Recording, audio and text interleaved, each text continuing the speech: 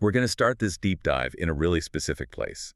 It's a cold Louisiana winter night, February 1961. Mm. And you have to picture this. A two-lane road, it's dark, it's remote. Mm. The only light is coming from the frantic, blinding headlights of a police car. Right. And standing right in that beam of light, in handcuffs, is a 19-year-old kid, Wilbert Rideau. Oh. But the cops, they're not the real danger here. No, not at all. The source material is just, it's chilling on this point. The real threat is the crowd that's gathering just beyond the light.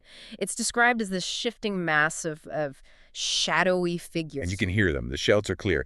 Kill that nigger! It's just raw. It's this immediate, terrifying reality of the Deep South. Rideau himself calls it the dreaded heirloom, this constant, simmering fear of instant death by a mob. So he's standing there right after this horrible crime, Mm-hmm.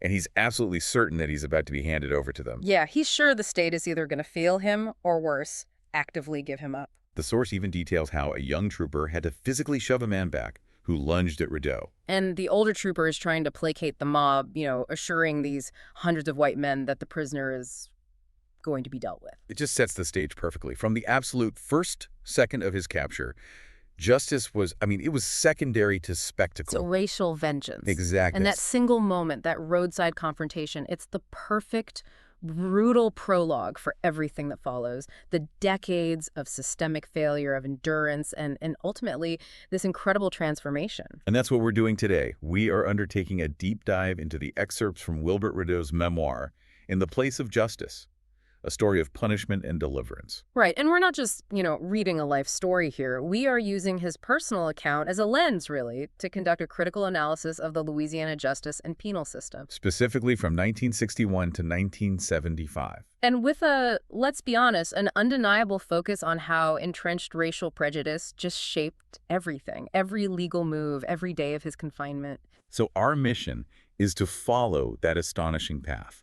We're going to pull out the key nuggets of insight, tracking Rideau from his early life of poverty, which he called ruination. All the way through this unprecedented legal battle, 3 separate death sentences, his tribulation, and then finally into the jungle of Angola State Penitentiary. And we really want to get to the bottom of this question.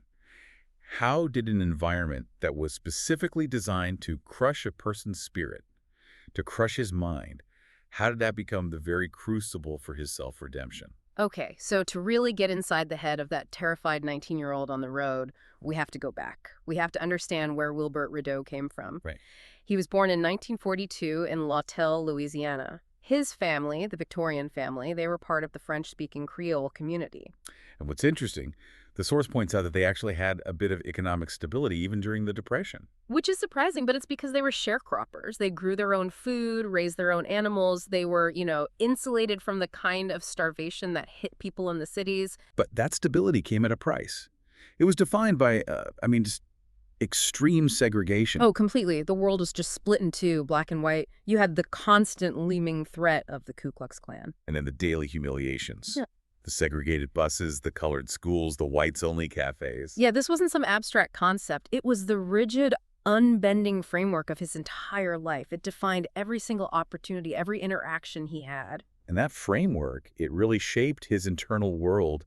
But what's so tragic is that while this oppressive system is grinding on outside, his own family unit it shatters. It really does. His father, Thomas, he comes back from the first big cane harvest, a completely different man. The money changed him. The money brought out this deep instability. He started drinking heavily, womanizing, and most critically, he became incredibly abusive towards his wife, Gladys. Rideau describes it as his father becoming the master of the household. He basically reduced his mother to a personal slave. The details in the source they're really hard to read. They are. When Gladys would try to fight back, or even just escape, Thomas would beat her viciously. And she developed this awful but effective survival tactic. She would just fall to the floor, lie completely still, and pretend to be unconscious. And it worked. It would throw the father into a panic, thinking he'd accidentally killed her. He'd rush her to the hospital. And this is where the system's failure starts to become really clear. This is the first layer. The neighbors would hear the violence. They'd call the police. The white officers would show up. But they wouldn't even get out of the car, really. No. They'd talk to the father in the driveway, tell him to keep the noise down, and then they'd just leave. They never once checked on Gladys, never stepped inside the house. Because non-fatal disputes among colored people were just beneath them. Exactly. And think about what that teaches a young Wilbert Rideau. It teaches him that the authorities, the people who are supposed to enforce order and protect you, they do not value the life of a black person. Not even the women and children in his own home. It's a profound sense of abandonment by everyone. And that abandonment, it festered. It turned into this deep isolation. He describes himself as an untended weed, just lonely and ashamed of being poor. He felt like he didn't measure up. So he escapes into books, comic books especially. He's dreaming of being a spaceman or an inventor. Anything to get out. Anything to change his circumstances. And that need for validation, for escape, that's the critical context for what comes next. The tipping point. The tipping point. His father completes this ultimate betrayal. After Gladys is in a bad car accident, he takes her insurance settlement money and just disappears. Leaving her pregnant and with no money. Right. It forces the family onto welfare, which for Rideau just piled on more of that deep personal shame. And shame makes people do desperate things. It does. His first big crime, he was only 13, he burglarized a Piggly Wiggly, and you have to ask why. Not for anything big? No. He stole some costume jewelry to gift to girls and about $40 in change so he could, and this is his words, buy friendship from the other boys at school. And he said the popularity lasted exactly as long as the money did. It just set this tragic pattern in motion. And that pattern led him to the State Industrial School for Colored Youths, reform school. Yeah, and there he's just exposed to a whole new world of institutional crime. But the real catalyst, the final emotional straw that leads to the tragedy in 1961, that happened at his job. At Halpern's Fabrics. Exactly. And this story, it just perfectly captures the quiet, soul-crushing nature of workplace racism at the time. He was hired as a porter, a helper. But the manager, a woman named Martha Irby, she was different. She treated him with respect. She mentored him, taught him bookkeeping, how to use the cash register, even how to mix paint. So he started doing well. He excelled. He was basically doing the work of an assistant manager. And Mrs. Irby saw it. She went to the owner, Alvin Halpern Jr., and recommended a big 50% raise for him. And Halpern praises his work. Praises his diligence, tells him what a great job he's doing, and then gives him a raise of $2.50 a week. $2.50. That $2.50, it wasn't just money. It was the system telling him exactly what he was worth. No matter how hard he worked, no matter how much he excelled, his value was capped at a pittance because he was black. And Rideau says that's what did it. That difference, that tiny amount, it cemented this feeling of being fed up with a white society that marginalized me. He just felt empty. And that hopelessness, it collided with this one moment of vulnerability. A week before the robbery, he gets bullied, threatened with a knife at a nightclub. He decides that's never happening again. He vows it won't. So that fear, plus the systemic despair, leads him to buy a .22 caliber gun and a hunting knife. But the source is really clear. He intended them for intimidation only. Purely for intimidation, a way to feel powerful, to feel safe. He never intended to fire the gun. But intentions and reality, they don't always line up. Not in a panic. The plan was to rob the Gulf National Bank right before it closed. He goes in, pulls the gun, demands the cash. But the whole thing gets derailed almost immediately. The phone call. The crucial phone call. Jay Hickman, the bank manager, insists he has to answer it. Says it'll look suspicious if he doesn't. And it's the main branch calling. And Hickman manages to signal that something's wrong. He's deliberately vague, but the person on the other end figures it out. Cops are dispatched instantly. And now it's just pure panic. Rideau grabs what cash he can, but it's not much.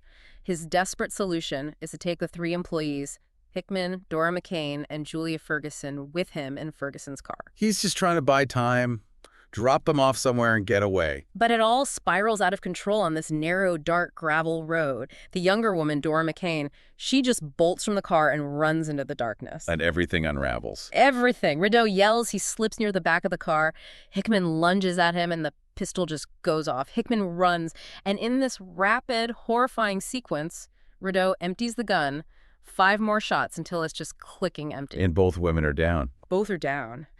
And then comes this moment he recounted, this truly dark, traumatic moment.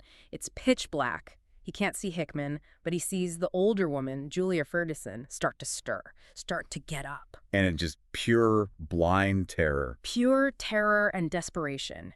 He grabs the hunting knife, the one he bought for intimidation, and he stabs her.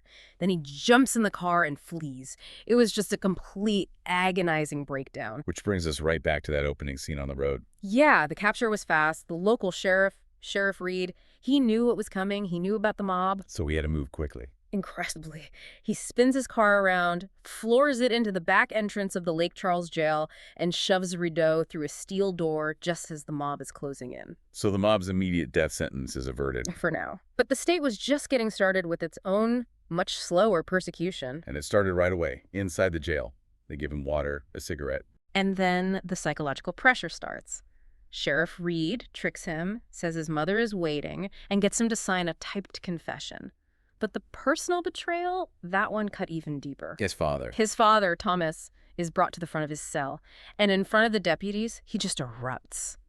The source quotes him saying, "You know, son of mine, they say they can electrocute you, and I hope they do, 'cause you a beast." Rideau was just speechless. After everything his father had put him through, to be publicly disowned like that, it just added this whole other layer of isolation. And the next morning, that isolation gets weaponized. It does. They take him to this dark room with just one spot brightly lit, and Sheriff Reed starts walking him through the crime again, conversationally. But he's using leading questions. Just very leading questions. Things like, I believe that one of the women got up, and you went over to her, isn't that right? And Rideau just mumbling his answers. Yeah, he mumbled, yeah, and then, I stabbed her. What he doesn't know, what he can't possibly know, is that those bright lights belong to KPLC TV. The local news station. And they are filming and recording the entire thing. So his confession, taken before he was even fully advised of his rights, in a jail led by a sheriff, that was broadcast all over Southwest Louisiana. Repeatedly. It was the ultimate pretrial publicity. The very first thing his own lawyers said to him was, "Why did you confess on television?" This was the core legal flaw. Justice was literally performed on TV before a trial could even start. So the first trial starts just 2 months later, April 1961. And it's a systemic failure from the word go. It's a mockery of justice. His court-appointed lawyers, Fred Sievert and James Lighthead, they were civil attorneys. They had no experience in capital cases. None. And to make it worse, they had to pay for the entire defense themselves. The state gave them zero resources. They were just completely outmatched. Their first move was the obvious one. They asked for a change of venue. Of course. They knew the parish was saturated by that televised confession, but Judge Cutter just said no. And then things get even more absurd. The court reporter wasn't even recording the jury selection. Wait, what? Yeah, the voir dire, which for anyone who knows a bit about law is a huge deal. If you can't record it, you have no basis for an appeal on jury bias. You have nothing. So Sievert and Lighthead are literally scrambling to write everything down by hand, just to have some kind of record. It was a farce. And the jury they ended up with was just, it's unbelievable. It was all white men, to start. But then look at who they were. One was a cousin of the victim, Julia Ferguson. Another was a bank VP who'd known the other victim, Jay Hickman, for 25 years. And on top of that, 3 of the jurors openly admitted they had already seen the televised confession. This wasn't a jury of his peers. He was jury of vengeance. Absolutely. The prosecution's case was built on 2 things. The very dramatic but very inconsistent testimony of Dora McCain and the FBI's version of the confession. Which conveniently made it sound like he'd ordered the women out of the car before shooting. It implied premeditation. Right. And the defense, maybe because they were out of their depth and out of money, they rested without calling a single witness. Didn't even put Rideau on the stand. The jury was out for less than an hour. Death verdict. Death verdict. And in April 1962, he's transferred to the Louisiana State Penitentiary, Angola. And he says he was more afraid of the prison itself than the electric chair. I believe it. Angola's reputation was legendary. The Alcatraz of the South, the House of Horrors. It was a place designed for brutal punishment. And the location itself is part of the punishment. It's huge, 18,000 acres. Surrounded on 3 sides by the Mississippi River, the only other border is this rugged wilderness. There's only one road in or out. It's a natural prison. And inside, the security structure was something else entirely. It wasn't just guards. No, it was the khaki backs. And we should explain what that means. These were trusty prisoners, inmates who were armed by the administration. Armed with rifles and pistols.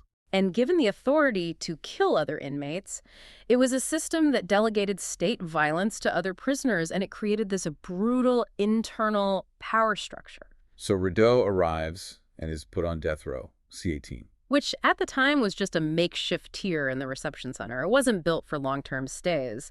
But federal courts were starting to stay executions, so men were living there, not just waiting to die. And the conditions were just total isolation. 6 by 8 foot cell, a thin mattress, 2 15-minute showers a week, just crushing boredom and solitude. The only contact with the outside world was a rare family visit, which his family could barely afford. So how do you survive that mentally? That's the question. And for him, the answer was a man in cell C5, Orly Rogers. His first real friend in there. And really, his lifeline. Rogers was condemned for the rape and murder of a white woman, and he taught Rideau how to survive the isolation. He would force him into conversations, arguments, laughter. Anything to keep his mind engaged. Whatever it took to pull me back to reality, is how Rideau put it. It was a high-stakes psychological defense against going insane. In that defense, that mental engagement, it led to his transformation. It did. He started reading just to kill time, but it became a mission. Rogers gave him a copy of Fair Oaks, a historical novel about slavery that you would never find in a school. And that book just ignited something in him. It did. He said he realized his past failures, his crime, it all stemmed from pure ignorance. Reading let him step outside himself, to actually feel empathy for his victims, and to finally grasp the enormity of what I had done. And while all this is happening inside, his lawyers are fighting on the outside. They're fighting their appeal, and their argument is simple. The televised confession made his conviction a sure thing before the trial even began, and amazingly, the U.S. Supreme Court agrees to hear the case. And in 1963, in Rideau v. Louisiana, they unanimously reversed the conviction. Unanimously. Justice Potter Stewart wrote the opinion, and he did not mince words. He called the whole thing kangaroo court proceedings presided over by a sheriff. It was a huge legal victory. But Louisiana wasn't going to take that lying down. Not at all. The state was deeply resistant to federal oversight on racial issues.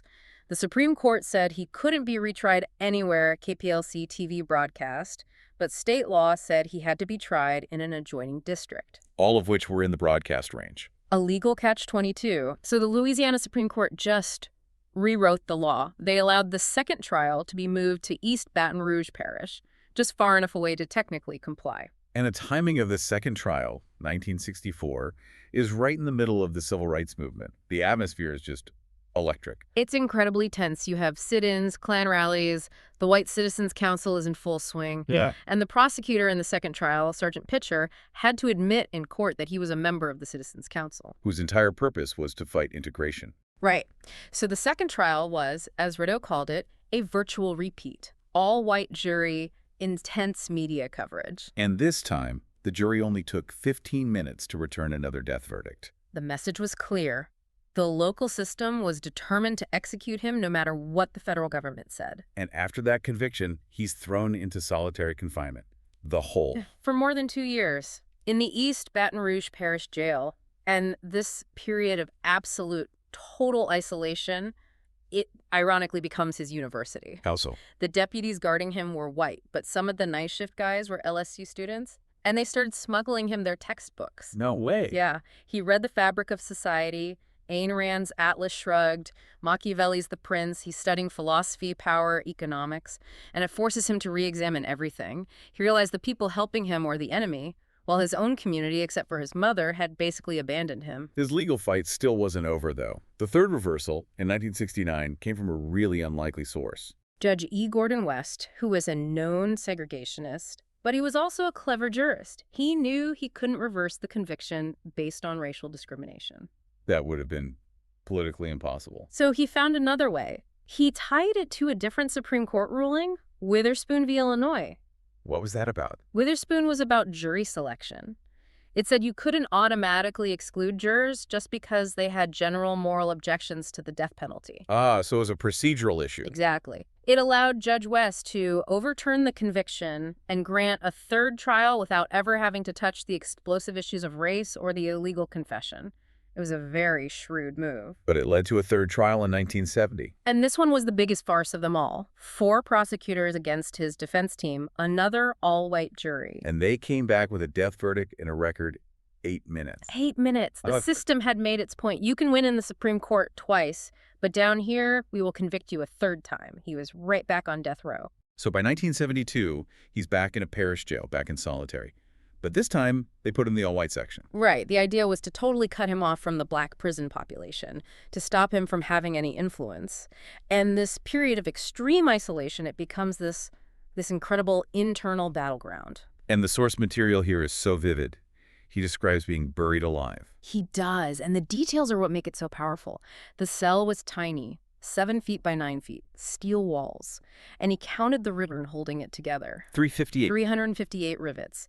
And that number, it became his anchor. He would count them over and over again just to prove to himself that his mind was still working, that he could still grasp reality. He was afraid of going insane without even knowing it. Exactly. I could be insane now. I wouldn't necessarily know it. So counting the rivets was a sanity check. And he developed this rigid routine to fight back. He had to. He would pace 5 steps across, turn 5 steps back, nonstop. He did chin-ups, anything to keep his body and mind engaged. He even refused to wear more than a t-shirt in the cold. He saw it as a matter of pride. A matter of pride and manhood.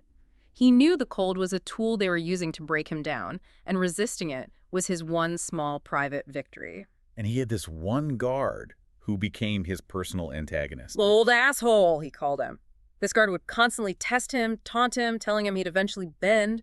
But Rideau had developed this incredible internal mantra. He had. He decided that being broken requires my permission. They could control his body, his environment, but they could not control his mind unless he let them. And in the middle of all this cruelty, there were these small moments of humanity. Which created this powerful contrast. He said the professed Christians running the system were often the most inhuman. But the people who showed him kindness were the other inmates, the criminal misfits and social dregs. And one friendly guard. This one guard would risk his job to smuggle him barbecue. And candy bars, Snickers and butternut bars sent from other prisoners. And in a place of total deprivation, a Snickers bar wasn't just candy. It was a treasure. It was a symbol of human connection, an act of rebellion. It completely redefined his sense of morality. And then the entire legal landscape of the country changes. Dramatically. June 1972, the U.S. Supreme Court hands down its decision in Furman v. Georgia. Which abolished the death penalty as it existed at the time. Right. The court ruled that its application was arbitrary and capricious, and in one single decision, it voided every death sentence in the United States. So after 12 years, 3 trials, 3 death sentences, the fight for his life was just over. It was over. The Louisiana Supreme Court upheld his murder conviction the next year, but because of Furman, his sentence was officially changed to life imprisonment. He was a lifer now. And this is where he has this profound realization. A truly profound one. He came to see those 12 years on death row, all that time in solitary, as a perverse blessing. How could that be a blessing? Because it protected him. It kept him out of the violent general population long enough for him to learn and grow, literally. He had the time to educate himself, to change who he was. He realized his problem had always been ignorance. Sheer, desperate ignorance. And he adopted this mantra he'd learned from another inmate: nothing's impossible until you quit. His whole purpose shifted. He'd thought about suicide before as a way to atone, but now he felt this burning need for active redemption. He wasn't going to be defined by the crime he committed as a teenager anymore. He was going to be defined by his fight against oppression and ignorance, both his own and the system's. As he put it, to be a real man, an honorable man, meant to carry on. So his sentence is changed to life, and he has a choice to make. He can stay in protective custody where it's relatively safe. Or he can enter the general population, the jungle. And after 12 years of isolation, he chooses the jungle. He knew he couldn't have any real influence hiding behind a locked door. And the culture shock must have been immense. Angola at that time was just pure chaos. It was in turmoil. Overcrowded, underfunded, and the courts had just forced all these changes on them. It was basically ungovernable. And the violence was off the charts.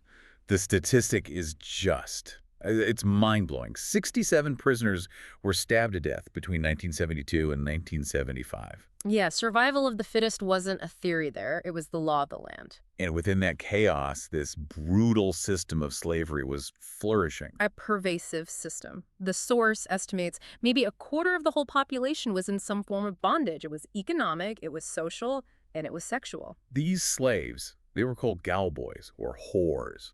They were property. They were capital, they conferred status on their owners, and they were used to run contraband, move drugs, pass information. And the process of making someone a slave was called turning out. Which was a brutal, often public, gang rape. It was designed to symbolically strip a man of his identity and mark him as property. The story of Zhao's Dunn, Stinky Dunn, this just shows how deep this went. It's horrific. He was turned out, became an obedient wife to his master. He got so desperate that he tried to make himself repulsive, deliberately cultivating filthiness to escape. But it didn't even work. It didn't work, and when another inmate tried to claim him, Dunn fought back and killed the man, which just got him another life sentence. The system, the guards, the khaki backs, they just looked the other way. It kept the prison population manageable for them. So Rideau's walking into this. He knows he needs protection. First thing he does is order a custom knife, the length of his forearm. He has a sheath made so he can strap it to his arm, hidden but ready. But his real protection, at first, wasn't the knife. It was his reputation. Right. Everyone knew who he was. The guy who survived 3 death sentences. That implied he was dangerous, that he was a fighter. It kept the predators at bay. And his old friends from death row were there to meet him. Or Lee Rogers and the others. They met him on the walk, and their advice was simple and direct. Stay away from the gal boys or dope, and never, ever show weakness. And his first attempt to just get a normal job there just reinforces all his anger. Oh, yeah. He applies to be a clerk in the cannery. The white foreman just spits tobacco on the ground, looks at him, and says he won't have a nigger clerk. And tells him to go be a gay clerk in the security office. It was just this blatant, in-your-face racism. And Rideau decides right then, if they won't give him a seat at their table, he's going to build his own. You're going to use the pen. He funnels all that rage into writing. He hears an official say it's hard to find black prisoners who can write, so he responds by creating the Lifer magazine for the black inmates. Which was a hugely political act. Massively. No. 85% of the prison was black, but the official prison paper was all white. The Lifer was printed in secret, and it became an instant voice for black resentment. And that gets him noticed on the outside. It does. He starts writing a weekly column for black newspapers called The Jungle. And he's smart about it. He adopts this very reportorial, non-judgmental tone. He just lays out the facts. Reporting on the lack of soap, the racial inequities, things that embarrassed the administration. He even wrote about the lack of toilet paper, and community members actually showed up at the prison gate with huge cases of it. He was having a real impact. But his independence made him a target. Of course. In 1974, he writes a column criticizing the annual inmate rodeo. He calls it exploitation, likens it to Roman gladiators. And the administration snaps. The deputy warden throws him in the dungeon, the solitary confinement unit, for instigating insurrection. But this time, he wasn't alone. Not even close. This was the ultimate test of his influence, and he passed. 800 inmates from the main prison signed a petition demanding his release and guaranteeing his safety. 800. The administration was totally blindsided. They were so embarrassed they had to let him out, claiming they were just protecting him. It made him a legend. He had taken on the censors and won. And right after that, his friend Lee Rogers dies. Yeah, a heart attack. And Rideau feels this immense guilt because he hadn't gotten around to writing a column to help with Rogers' Clemency case. It just reinforces how tied his journalism was to his community. By 1975, the violence in Angola is so bad that a federal judge steps in. Judge West halts all new inmates and puts the prison under federal supervision.